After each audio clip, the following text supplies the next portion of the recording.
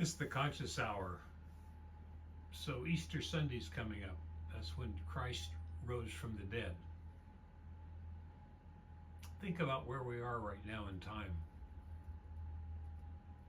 And then think about it's Good Friday. And think about the Palestinians who are imprisoned in Israel have now all been given a death sentence with no trial. And yet there's Christians that support what Israel's doing, what Donald Trump stands for. How can they do this? How can they say that they're in love with Jesus and that they believe that Jesus Christ is their Savior? How can they be so demented? And is it just because of politics and greed and power? So I've got Judge Napolitano and George Galloway, and I want you to listen to this closely because we're at a pivotal time in history. And then think one other thing. Iran is 5,000 years old, predominantly Muslims who truly know the meaning of Jesus Christ and that life is sacred. They've never invaded any country. Now to George Galloway and the judge, Napolitano. And my final question goes to that point also, Your Honor. They decided yesterday to begin executing prisoners in their custody who've been tried and convicted under essentially field conditions in what are nobody's idea of a proper judicial process. There will be no appeal allowed and no possibility of reprieve. In other words, a death sentence of Palestinian prisoners which will be swiftly carried out. And Netanyahu himself came in to vote for it, although he only attends less than 5% of all votes in the Knesset. This takes them surely another gigantic step from civilized company, from any notion that they are, as I said, us, but on the Mediterranean. It makes them an alien presence in the so-called Western world, which they insist they represent, that they are a part of.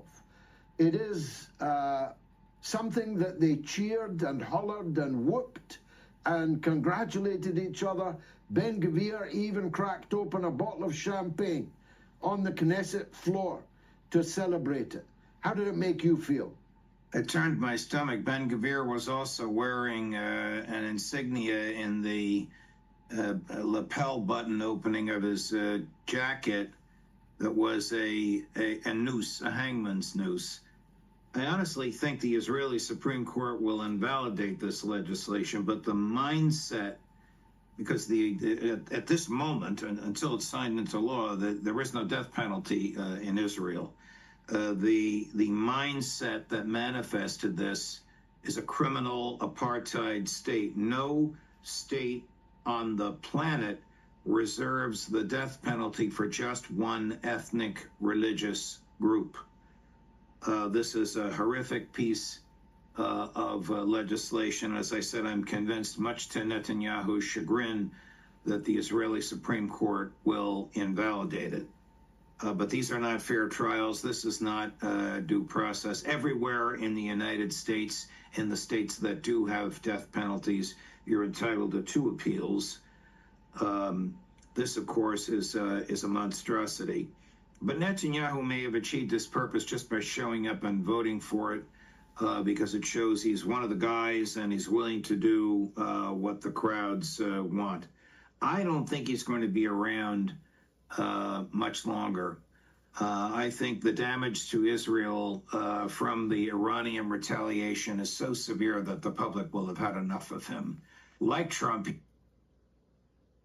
missiles at it. But people didn't. I switched it ahead. My last final comments on this is Jesus Christ. How can they say that they love Jesus Christ?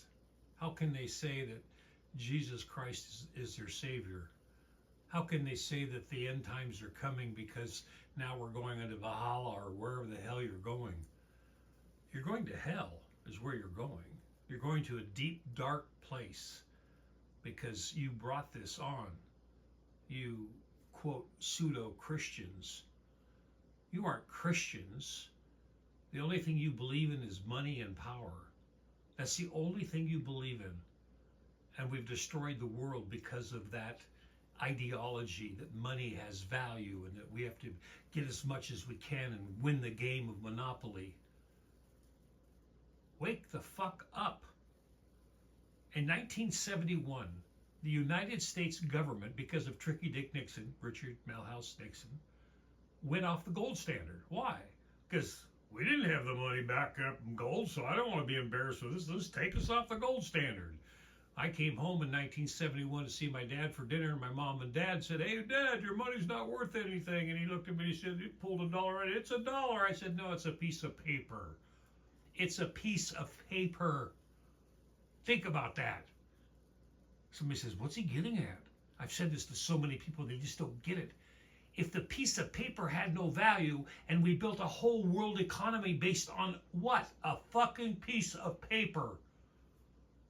And then we have these people like Elon. I'm not picking on Elon. You're doing great. You're going to hit $1 trillion.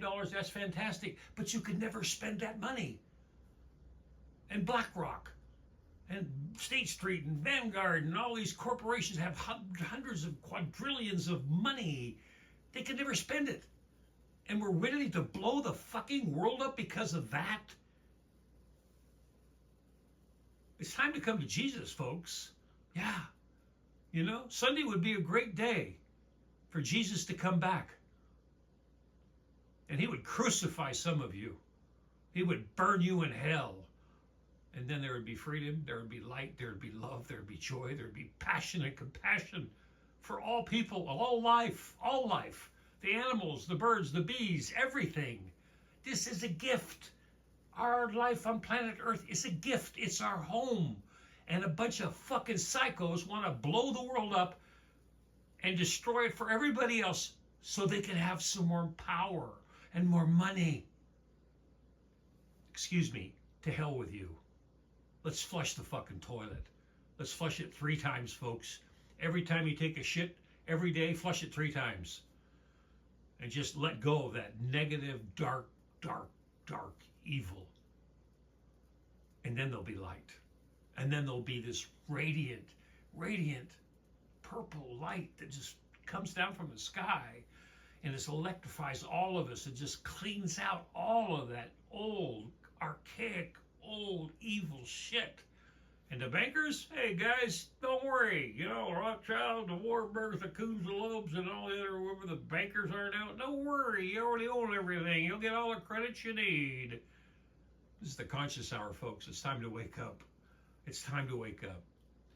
So please hit the like button. Please hit the share button. And if you really enjoy the work I've been doing for 2.5 years and never received a cent from anybody, nobody, I've taken no money from anybody.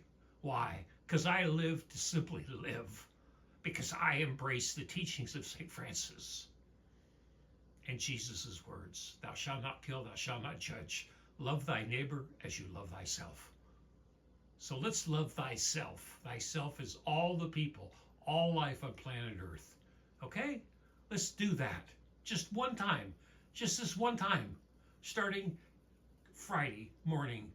As soon as 12 o'clock hits at night, we all bless the light, the beautiful electric violet light of love, joy, passion, and compassion for all beings. So be it, so be it, so be it. This is our conscious hour. It's our conscious hour. Wake up, speak out, and embrace Jesus, the real Jesus, Thou shalt not kill, thou shalt not judge, love thy neighbor as you love thyself. Thanks for tuning in.